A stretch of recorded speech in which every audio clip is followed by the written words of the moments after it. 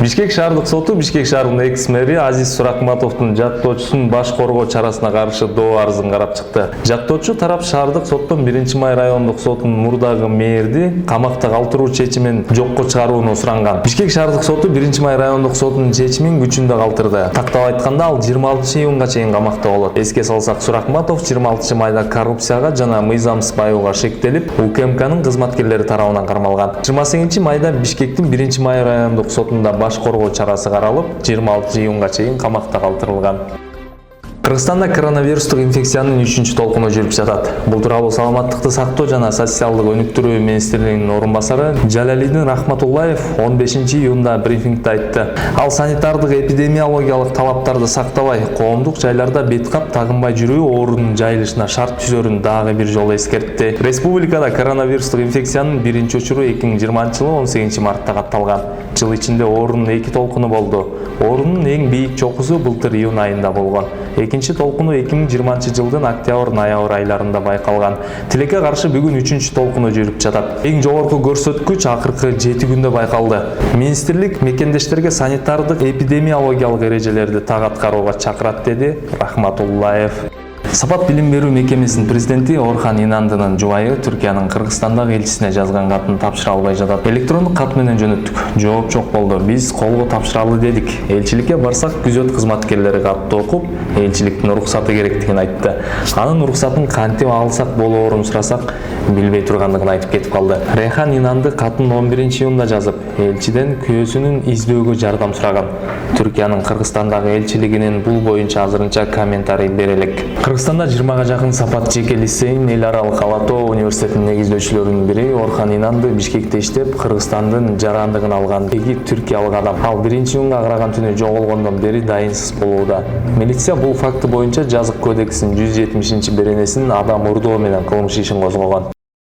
Бишкектеги базарларда сабиздин баасы 100 сомго чейин чыкты.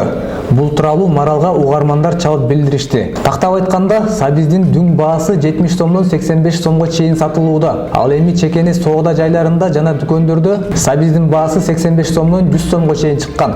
Сатуучулардын айтымында, учурда сабизге Орусия жана Казакстанда суроо талап көп болуп жаткандыктан, ортомчулар бааны көтөрүп жиберишкен. Ошондой эле дагы бир себеби жаңы түшүм азырынча Кыргызстандын базарларына чыга элек. Белгилей кетсек, акыркы айда күнүмдүк тамак ашка керектелүүчү жашылча жемиштердин баасы бир кыйла өскөн. Алсак, жаңы чыккан пияздын баасы 35 сомдон 40 сомго чейин, картошканын баасы болсо 55 сомдон 70 сомго чейин болууда. Орусиянын Новосибирск шаарында автогаз куюучу жайда чыккан өрттөн жабыркаганлардын арасында кыргыз жарандары да бар. Бул тууралуу Тышкы иштер министрлигинин маалымат кызматынан билдиришти. Маалыматка ылайык, кече 14-июнда болжол менен саат 18:00 чамасында Новосибирск шаарынын Октябрь районундагы Гусино-Бродская шоссе көчөсүндөгү автогаз куюучу жайда келип чыккан өрттөн улам жарылуу болгон. Алдын ала маалыматтар боюнча анын кесепетинен 30дан ашуун киши жабыркаган. Аталган аймак кыргыз жарандарынын компактуу жашаган аймагына жакын болгон. Башкы консулдуктун кызматкерлеринин маалыматына ылайык, жабыркагандардын арасында 3 кыргыз жараны бар экендиги аныкталып, алар Новосибирск облустук клиникалык ооруканасынын күйүк бөлүмүнө жаткырылган. Алар 1968-жылы туулган Ош облусунун Кара Суу шаарынын тургуну УО, денесинин 20%га жакыны күйүп, 2001-жылы туулган Өзгөн районунун тургуну АУЛН менен Чоң Алай районунун тургуну 1988-жылы туулган АБ жеңил күйүк алышкан. 14-июндан тарта чет жактагы кыргызстандыктар дипломатиялык өкүлчүлүктөрдөн жана консулдук мекемелерден жаңы үлгүдөгү Кыргыз Республикасынын жалпы жарандык паспортун ала алышат. Бул тууралуу Кыргыз Республикасынын Тышкы иштер министрлиги маалымдайт.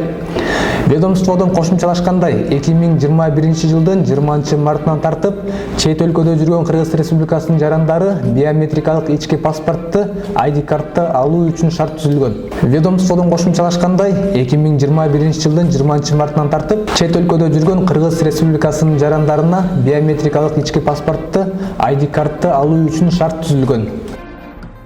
Бишкекте көчөдө тилемчилик кылган өзбекстандык келиндердин балдары энелеринен ажыратылып, балдарды реабилитациялоо боюнча Атайын борборго жайгаштырылмай болду. Бул тууралуу 15-июнда мэриянын басма сөз кызматынан кабарлады.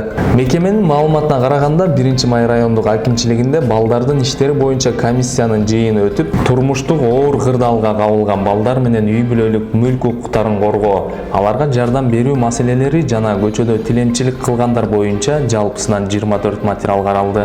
Бишкектин көчөлөрүндө тилемчилик кылган өзбекстандык аялдар менен түшүндүрүү иштери жүргүзүлүп, балдарды мындай ишке тартууга жол берилбеши керек экендиги айтылды жана Атайын борборго убактылуу жайгаштыра туруу чечими кабыл алынды.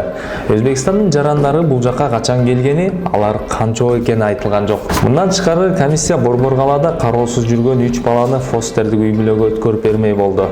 Бишкектин калкы миллионго чукулдаганы бейрасмий айтылып келет. Милициянын көчөдө кароосуз жүргөн балдарды аныктоо үчүн атайын рейдтерди жүргүзүп